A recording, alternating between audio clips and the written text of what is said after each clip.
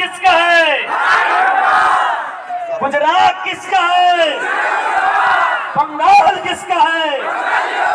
बिहार किसका है? झारखंड सबके बाप के आगे, झारखंड सबके बाप के आगे। बस है बतुआ, याद रखिए। नमस्कार, आप सभी दर्शकों का लाइव इंडिया हर पल में स्वागत है। मैं हूं आपके साथ पूजा दुबे। जयराम महतो लगातार अलग अलग जिलों में आम सभा कर रहे हैं। 2024 के लोकसभा चुनाव से पहले उन्होंने एक मौका नहीं छोड़ा है केंद्र सरकार और राज्य सरकार को घेरने से। आपको बता दें कि जब रांची में उन्होंने आम सभा की तो वहां पर हजारों की संख्या में भीड़ जुटी। टाटी सिलवे मैदान जो है वो लोगों से खचाखच भरा हुआ देखने को मिला। साफ तौर पर इन तस्वीरों में आप वो देख सकते हैं। लेकिन इसी आम सभा में जयराम महतो ने 81 विधायकों को खुली चुनौती दी है। आपको बता दें कि जयराम महतो ने झारखंड के 81 विधायकों को आम सभा में खुली चुनौती दी। जयराम महतो ने 81 विधायकों से कहा कि वो एमएलए का फुल फॉर्म बताए या एमएलए का फुल फॉर्म बताने के साथ साथ वो एमएलए का फुल फॉर्म लिख करके भी बताए कि आखिर उसकी स्पेलिंग क्या होती है। पूरे शब्दों में उन्होंने कहा है। साथ ही उन्होंने कहा है कि अगर कुछ विधायकों को छोड़कर बाकी तमाम विधायक अगर बता देते हैं कि एमएलए का फुल फॉर्म क्या है और साथ ही साथ उसकी स्पेलिंग बता देते हैं तो वो अपने रजिस्टर में नॉन पॉलिटिकल लिख देंगे। सीधे सबसे पहले वो बयान को आपको सुनाते हैं जहां पर उन्होंने एमएलए का फुल फॉर्म बताने को कहा है विधायकों को। अब 2 साल में 2-4 को सीख गया तो कि छोड़ा रोज बोलो तो सीख लिया तो गूगल से। यदि सीख गया तो फुल फॉर्म तो बताए दे तो, लेकिन स्पेलिंग अभियो ने सीखल तो अभियो ने। यदि झारखंड का 81 एमएलए, सिराज भाई रिकॉर्डेड प्लीज, यदि झारखंड का 81 एमएलए जो दिमाग से आधा खाली है, पैदल है, यदि 81 एमएलए 81 के 81 एमएलए का फुल फॉर्म और स्पेलिंग बता दिया तो उसके अगला दिन हम अपना रजिस्टर में साइन करके नॉन पॉलिटिकल बन जाएंगे।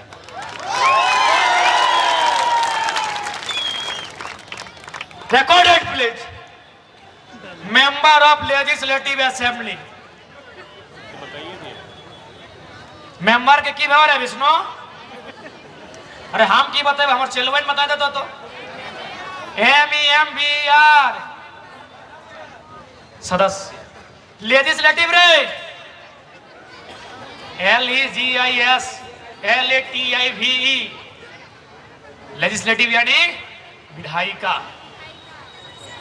असेंबली ASSEMBLY असेंबली यानी सभा, यानी विधानसभा, विधायिका का जो वहां सभा लगता है उसका सदस्य।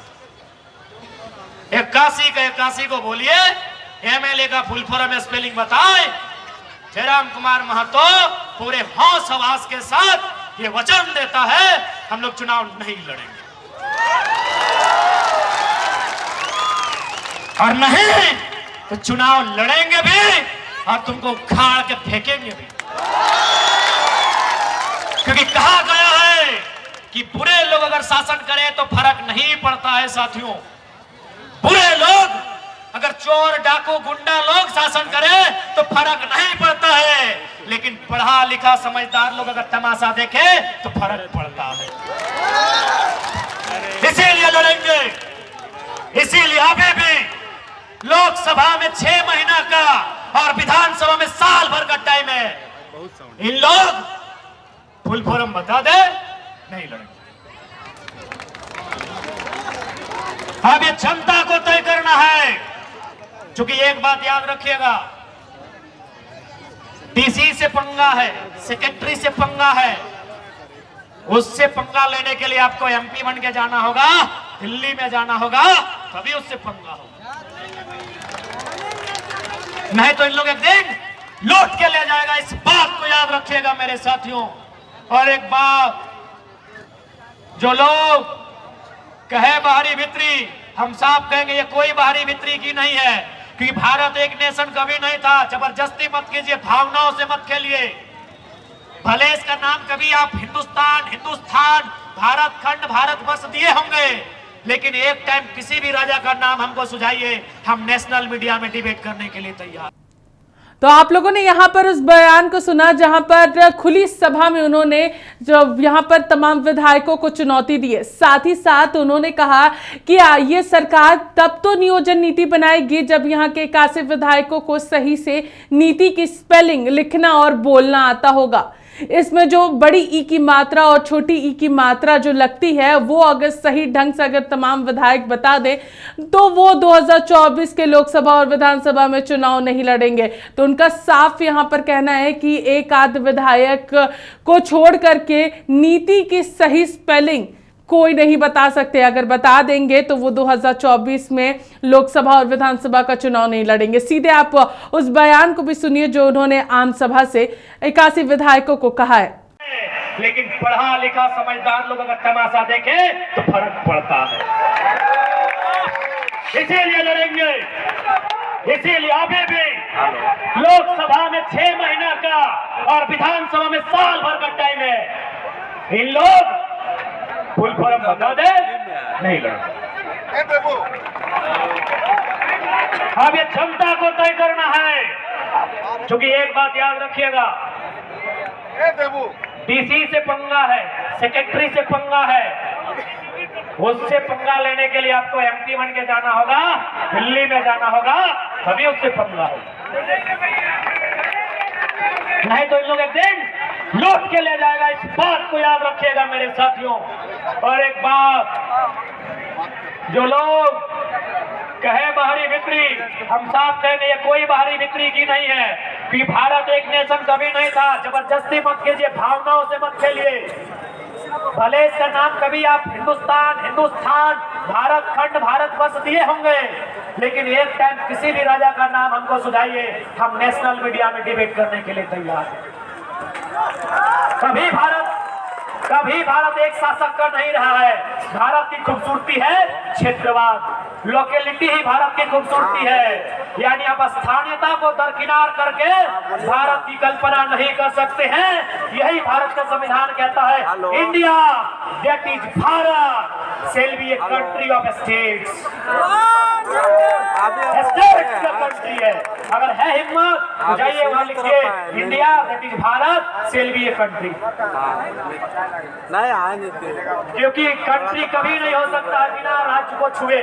राज्य को छोड़कर भारत कभी एक नहीं हो सकता। क्यों? न भाषा एक नहीं, अरे पहनावा एक नहीं, खाना एक नहीं, रहन सहन एक नहीं, देता भूता भगवान एक नहीं। आप कैसे एक करेंगे? एक ही सब पे होगा, सबको बराबर का उसके हिसाब से हिस्सा दे दिया।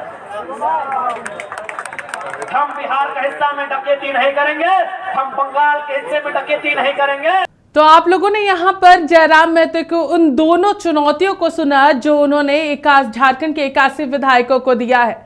उनका साफ तौर पर कहना है कुछ विधायकों को छोड़कर, लेकिन उन्होंने इसकी पुष्टि नहीं की है कि आखिर वो किन विधायकों को यहाँ पर बेनिफिट ऑफ डाउट दे रहे हैं कि वो बता देंगे, और किन विधायकों पर उन्होंने निशाना साधा है जो ना तो नीति की स्पेलिंग बता सकते हैं और ना ही एमएलए का फुल फॉर्म विद स्पेलिंग।